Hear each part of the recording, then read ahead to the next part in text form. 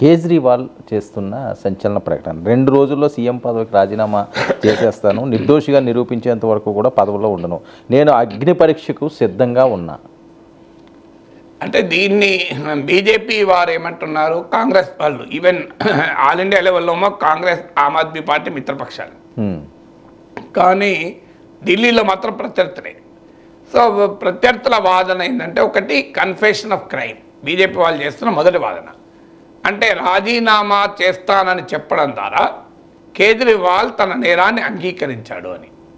నేరానికి అంగీకరించడం అంగీకరించకపోవడం రాజీనామాకి ఏం సంబంధం? అవును. నిన్నటిదాకా బీజేపీ ఏం డిమాండ్ చేసింది? ముఖ్యమంత్రిగా ఉండకూడదు, నైతికంగా హక్కు లేదు, జైల్లో ఉండి కూడా ముఖ్యమంత్రి పదవి వదులుకుంటలేడు, ఇది ఆయన అధికార వ్యామోహానికి ఇండికేషన్ అన్నారు. నిన్నటిదాకా బీజేపీ సింగిల్ పాయింట్ ఎజెండా ఏంటి? అరవింద్ కేజ్రీవాల్ తక్షణం రాజీనామా చేయాలి. అవును. ఇవాళ రాజీనామా చేస్తారంటే ఏమంటున్నారు? చూడండి ఆయన నేరాన్ని ఒప్పుకున్నాడు. రెండు మీరేంటి ఎట్లా? ఇప్పుడు రాజీనామా చేయమని అన్నది మీరే, రాజీనామా చేస్తామంటే మరి నేరం ఒప్పుకున్నట్టు అన్నాడు. అందుకే నేను రాజీనామా చేయలేదు ఇప్పటిదాకా. నిన్న కేజ్రీవాల్ చెప్పాడు ఆ విషయం. నేను జైల్లో ఉండగా రాజీనామా చేస్తే నాపై పెట్టిన ఈ అక్రమ కేసు నేను అంగీకరించినట్లయితుంది. ఏ ప్రతిపక్ష ముఖ్యమంత్రులు కూడా రాజీనామాలు చేయకనే పిలిపించాడు. అందువల్ల మీరు రాజీనామా చేయాలి అన్న డిమాండు బీజేపీ చేస్తే, ఆ డిమాండ్ను కేజ్రీవాల్ అంగీకరించి రాజీనామా చేస్తే దాని కన్ఫెషన్ ఆఫ్ క్రైమ్ అంటే మరి మీరే చెప్పండి, రాజీనామా చేయాలా వద్దా? చేయాలని మీరే అంటారు, చేస్తే మళ్ళీ కన్ఫెషన్ ఆఫ్ క్రైమ్ అంటే ఎట్లా? ఇక రెండవ ఆర్గ్యుమెంట్, ఇది ఇన్ఫైటింగ్ వల్ల రాజీనామా చేశారని. అంటే ఆప్లో ఉండే అంతర్గత కుమ్ములాటలు రాజీనామా చేశారు. నాకు అర్థం కాదు, ఆయన రాజీనామా చేసి ఇంకా పెరుగుతాయి కదా కుమ్ములాటలు. ఒకవేళ ఆప్లో అంతర్గత కుమ్ములాటలు ఉంటే ముఖ్యమంత్రి సీటు ఖాళీ అయితే కుమ్ములాటలు పెరుగుతాయా తగ్గుతాయా? ఆశ్చర్యంగా ఉంది ఆర్గ్యుమెంట్. మీరు చూడండి, బయటలన్నీ ఉంటాయి బీజేపీ నాయకుల బయట్స్ కూడా, సుధాంశు త్రివేది ఇలాంటి వాళ్ళు చాలామంది మాట్లాడారు. సో ఇన్ఫైటింగ్ వల్ల రాజీనామా చేశారంటున్నారు. ఇన్ఫైటింగ్ ఇంకా పెరుగుతుంది కదా రాజీనామా చేస్తే. ఇప్పుడు కేజ్రీవాల్ ముఖ్యమంత్రి అంటే ఎవరికి అభ్యంతరం లేదు, కానీ ఒక్కసారి కేజ్రీవాల్ కాదు ఇంకోరు ముఖ్యమంత్రి అంటే ఎవరు? సాధారణంగా మనీష్ సిసోడియా కనుక డిప్యూటీ చీఫ్ మినిస్టర్ ఉంటే ప్రాబ్లం ఉండేది కాదు. కానీ ఆయన మనీష్ సిసోడియా కూడా కేసులో అరెస్ట్ వచ్చాడు. నిన్న కేజ్రీవాల్ ప్రకటించాడు, నేనే కాదు నా సోదరుడైన మనీష్ సిసోడియా కూడా మీరు మళ్ళీ ప్రజల తీర్పు వచ్చాకనే ఆయన డిప్యూటీ చీఫ్ మినిస్టర్గా బాధ్యతలు చేపడతాడు అన్నాడు. ఇక మిగిలింది ఎవరు? ఇవాళ అతీషి, సౌరభ్ భరద్వాజ్, గోపాల్ రాయ్, కైలాష్ నలుగురు పోటీ పడుతున్నారు. మరి ఇన్ఫైటింగ్ వాళ్ళు ఎందుకు రాజీనామా చేస్తాడు? ఇంకా తల పెరుగుతుంది కదా ఒకవేళ నిజంగానే ఉంటే ఇన్ఫైటింగ్. ఇక మూడో కారణం ఏంటంటే ఇది ఎమోషనల్ కార్డ్ ప్లే చేస్తున్నాడు. అంటే ఇది ఒక డ్రామా అని. రాజకీయాల్లో ఉన్నదే డ్రామాలు కదా, రాజకీయాలు అంటేనే డ్రామాలు కదా. సో ఎమోషనల్ కార్డ్స్ అంటే భావోద్వేగాలను రెచ్చగొట్టదని చేస్తున్నాడు కావచ్చు. మీరు దేశమంతటా జరిగేది భావోద్వేగ రాజకీయాలే కదా. భావోద్వేగ రాజకీయాలు ఎవరైనా ఎమోషనల్స్ పెంచి మతం పేరిట్టునో, సంస్కృతి పేరిట్టునో, దేశభక్తి పేరిట్టునో, దేశం పేరిట్టునో ఏదో ఒక పేరిట భావోద్వేగాలు రోజు కదా మనం రెచ్చగొడుతూనే ఉన్నాం కదా దేశంలో. అందువల్ల ఆయన భావోద్వేగము విక్టిమ్ కార్డ్ ప్లే చేస్తే చేయవచ్చు, తప్ప ఆశ్చర్యం లేదు. రాజకీయాల్లో అన్ని పార్టీలు చేసే పని, అందరు రాజకీయాలు చేసే నాయకులు చేసే పని. ఇక నాలుగవది, ఆయన ముఖ్యమంత్రిగా ఇన్కెపాసిటేట్ అయ్యాడు. సుప్రీంకోర్టు తీర్పు వల్ల ఆయనకు ఆంక్షలు ఉన్నాయి. ఆయన ఫైల్ మీద సంతకం చేయలేడు, ముఖ్యమంత్రిగా ఆఫీస్కు పోలేడు, అందువల్ల రాజీనామా చేశాడు.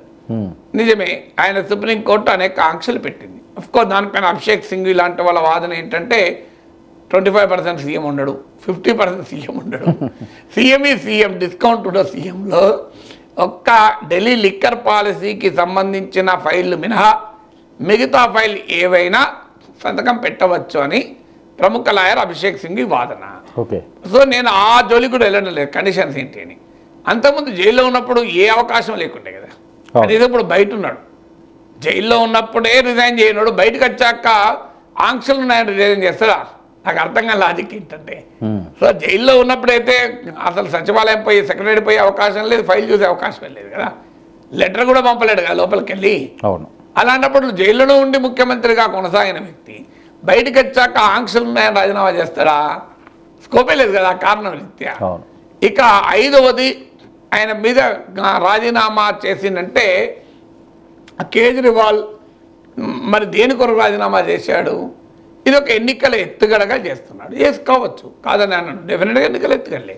రాజకీయ నాయకులు ఏం చేసినా ఎన్నికలు కూడా చేస్తారు, దేని కొరకు చేస్తారు. లేకపోతే రాజకీయ నాయకులు రాజకీయాలు ఆడకపోతే క్రికెట్ ఆడతారా? ఇంకా టైం ఉంది సార్ దీనికి. అంటే ఫిబ్రవరిలో ఎన్నికలు. సో ఫిబ్రవరిలో ఎలక్షన్స్ కనుక ఇప్పుడు నవంబర్లోనే పెట్టాలని అడుగుతున్నాడు. కేజ్రీవాల్ రాజకీయ వ్యూహంలో ఎన్నికల వ్యూహంలో భాగంగా చేస్తారు. డెఫినెట్గా ఎన్నికల వ్యూహంలో భాగంగా చేస్తారు. అందులో అనుమానం ఏముంటుంది? ఎన్నికల వ్యూహంలో భాగం చేయకపోతే ఏ వ్యూహంలో భాగం చేస్తారు? ఆర్థిక వ్యూహంలో చేస్తారా? సో అందువల్ల అది ఆరోపణే కాదు, ఖచ్చితంగా ఎన్నికల వ్యూహంలో భాగమే. ఎందుకు భాగం? దీని ద్వారా కేజ్రీవాల్ ఏం సాధించదలుచుకున్నాడు? ఒకటి, ఇప్పటిదాకా రాజకీయ ప్రత్యర్థులు చూడు పదవిని పట్టుకొని వెళ్ళాడతాడు కేజ్రీవాల్.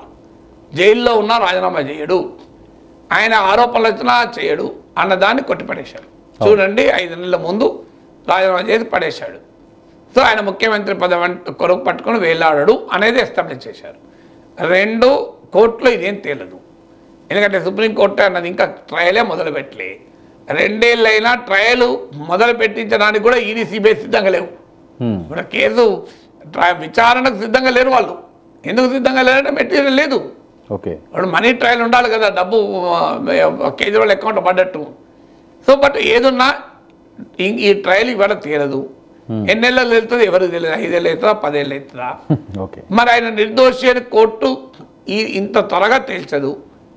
కానీ అందుకే ఏమంటున్నాడు, బెయిల్ ఇవ్వడమే ఒక రకంగా నాకు నిర్దోషి అని చెప్పినట్టేనే ఆయన పొలిటికల్ ఇంటర్ప్రిటేషన్ ఇస్తున్నాడు. ఎందుకంటే పిఎంఎల్ఏ కేసులో బెయిలే రాదు, అలాంటి మా కోర్టులు బెయిల్ ఇచ్చింది కనుక నేను నిజాయితీ పట్ల అది లీగల్ ఇంటర్ప్రిటేషన్ కాదు, పొలిటికల్ ఇంటర్ప్రిటేషన్.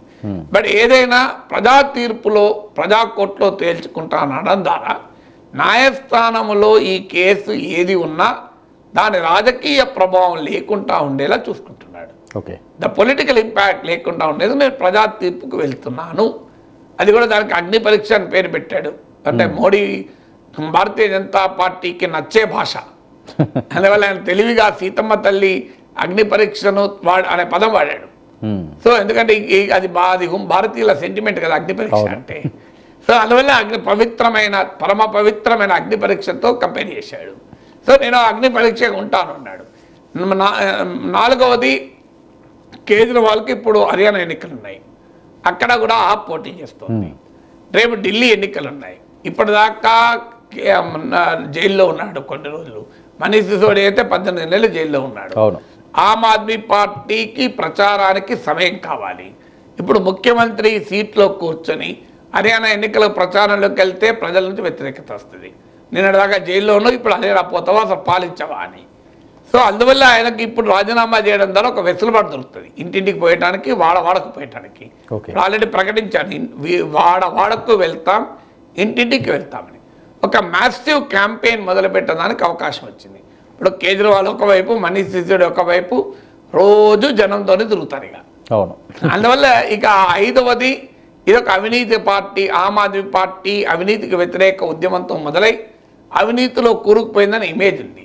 అది నిజం కాదు, మా పైన రాజకీయ కక్షతో పెట్టారు అని ఎస్టాబ్లిష్ చేసుకోవడానికి కూడా రాజీనామా చేశాడు. అందువల్ల ఇది ఎన్నికల్లో వ్యూహం కొరకు అంటే ఖచ్చితంగా వ్యూహం కొరకు అనుమానమే లేదు. ఎందుకంటే రాజకీయాల్లో ఉండేది వ్యూహాలు కదా.